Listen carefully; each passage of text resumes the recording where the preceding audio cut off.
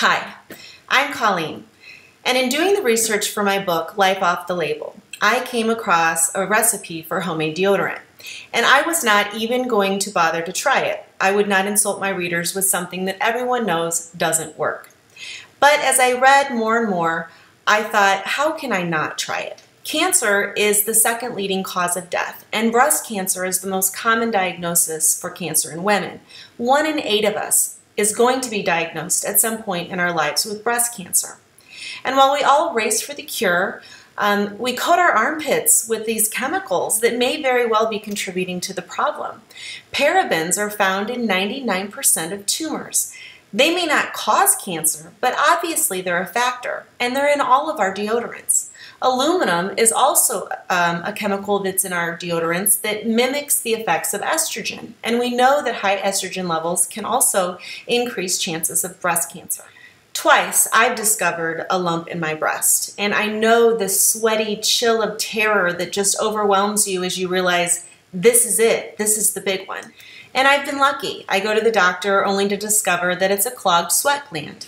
But as we race for the cure, I wonder, why are we clogging our sweat glands? Yes, it's 2015, and it's not acceptable to have body odor. And yet, I'm tired of living in fear. We know that disease does have a genetic component, and many of us just hope we don't get breast cancer, and we feel bad for those that do get it. But there is a gene for breast cancer, and it's the BRCA gene. And in 2013, if you had this gene, you had an 85% risk of breast cancer. That's a big deal. Angelina Jolie had both of her breasts removed just to avoid what seems inevitable. But this same gene only caused a 24% increased risk for breast cancer in 1940. So it's not all genetics. Obviously, it's something that we're doing, something that we're eating, and there is something that we can do. A year ago, I tried this deodorant recipe, and I have fine-tuned it. I've worked out the bugs, and what works for me isn't going to work for everybody. But I can tell you that a year later, I don't stink. I also don't have yellow stains in my armpits anymore because that's caused by aluminum, and I don't worry every day that I'm going to be next. Take a screenshot of this recipe and print it out. The two basic components to all the recipes I've tried are the coconut oil and the baking soda. The coconut oil inhibits the bacteria that produces odor, and the baking soda then eliminates the odor. The problems that I ran into early on was chafing from the baking soda. So I found other recipes that included the shea butter and the beeswax. These ingredients help counteract that abrasiveness, and they also seal in moisture without clogging pores. The bentonite clay is totally optional, and if you have a hard time finding it, just skip it for now. It helps with detox. It adsorbs toxins so that they are not reabsorbed into the skin. The essential oils are also optional and mostly just for fragrance purposes. The mixture smells just fine all by itself. The key ingredients are all easily found on Amazon. I order in bulk, and this is basically a lifetime supply. I purchased the 4-ounce jars in bulk because this makes a great gift to give a sample along with the recipe. This is a great price on the Kirkland brand organic coconut oil, but if you have access to a Costco store, you can get 2 of them for about the same price. Melt the coconut oil, shea butter, and beeswax on really low heat, very low heat. It'll melt nice and gradually. I've doubled my recipe so it appears like there's more than the recipe calls for because my friends are under the impression that if I make their homemade deodorant, it still counts as homemade. Then you'll pour the mixture into some sort of wide mouth jar because it's best to be applied with your fingertips.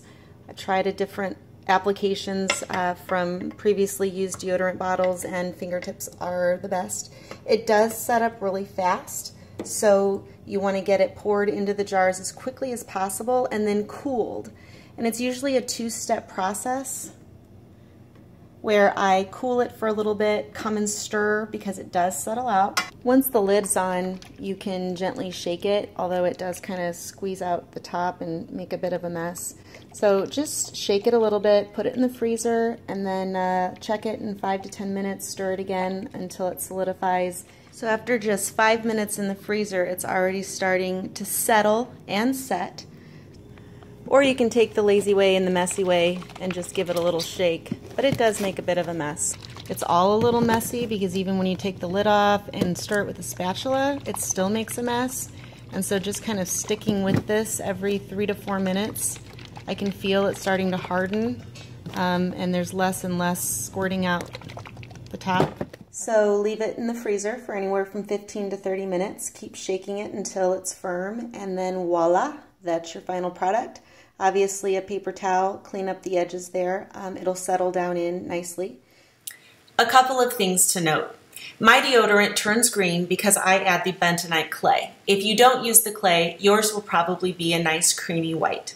Also, coconut oil melts at about 74 degrees. The shea butter is going to keep it a little bit firmer, but it does get messy, so you want to make sure to keep it in a plastic bag when you travel. Also, if you've been clogging your pores for years, you will have a detox process. In the beginning, you may find that odor does break through, but it's important to remember that the sweat itself doesn't stink. It's when the sweat interacts with the bacteria on your skin.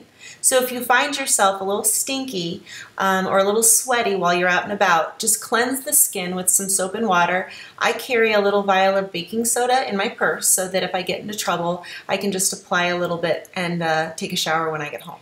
And the baking soda can be abrasive, so you may find that you need to decrease the amount. There are recipes out there that call for none, and some people are fine without it. If you do get rashy, just treat it with a little bit of aloe or even a skin analgesic like benzocaine. But keep trying and don't give up. You're worth it.